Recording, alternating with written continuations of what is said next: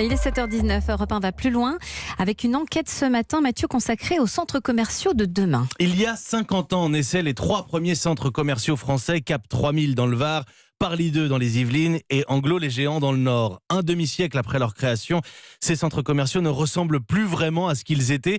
Une réalité, écoutez bien, certains grands centres de province ont perdu jusqu'à 15% de leur clientèle ces dernières années. Alors pour pallier la baisse de fréquentation, on découvre des centres plus lumineux, bourrés de nouvelles technologies et des centres qui proposent de nouveaux services. On va en parler avec vous. Maude Descamps, bonjour. Bonjour Mathieu. Vous êtes journaliste au service économie de la rédaction d'Europe 1. Les centres commerciaux en France, c'est un énorme secteur économique avec 525 000 emplois en France. Eh bien oui, c'est plus par exemple que le secteur automobile, 400 000 emplois. Il y a 834 centres commerciaux un peu partout sur le territoire en France. Ces centres, ils ont surtout été construits dans les années 70. Rien qu'en 1972, 46 centres commerciaux ont ouvert. C'était une année record. Cette année, il y a 14 projets de nouveaux centres et 23 projets de rénovation et d'extension. Et l'enjeu économique est de taille derrière tout cela, parce que les centres commerciaux, c'est un quart du chiffre d'affaires du commerce de détail en France. Avec l'augmentation du prix du carburant et le commerce en ligne, il faut redonner envie aux clients de faire le déplacement. Comment ? Maude, vous vous êtes rendu en Seine-et-Marne où le centre commercial Carré-Sénart vient d'être entièrement redessiné. On écoute votre reportage. Sur l'immense parking de 6000 places, un petit compteur à l'entrée de chaque allée indique le nombre d'emplacements disponibles, mais aussi les bornes de recharge électrique. Et au plus près de l'entrée du centre commercial, les places réservées aux familles. Une nouveauté qui facilite la vie de Cyril.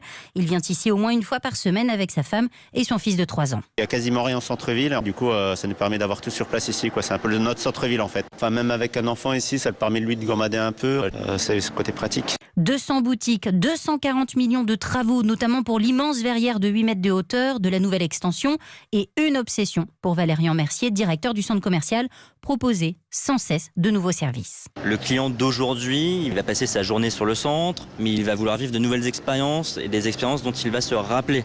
Donc on a voulu adapter nos services. Je vais vous en citer 2. C'est la garderie du centre qu'on a ouverte cette année. Le deuxième étant le Poney Club qu'on a ouvert au printemps de cette année. Une expérience unique qui passe aussi par la restauration. Ici, plus de 45 points de vente différents.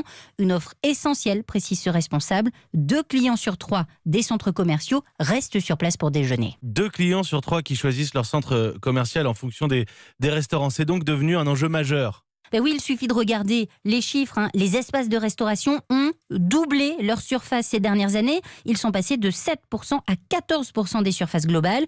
L'offre se diversifie, mexicain, libanais, il y a des brasseries, il y a un peu de tout. Et surtout, cette offre, elle monte en gamme avec des chefs étoilés qui s'installent maintenant dans les centres commerciaux, comme à Vélizy 2, par exemple, où le chef Thibaut Sombardier s'apprête à ouvrir un restaurant. Alors finalement, si on force le trait, est-ce qu'on vient encore faire ses courses dans les centres commerciaux ?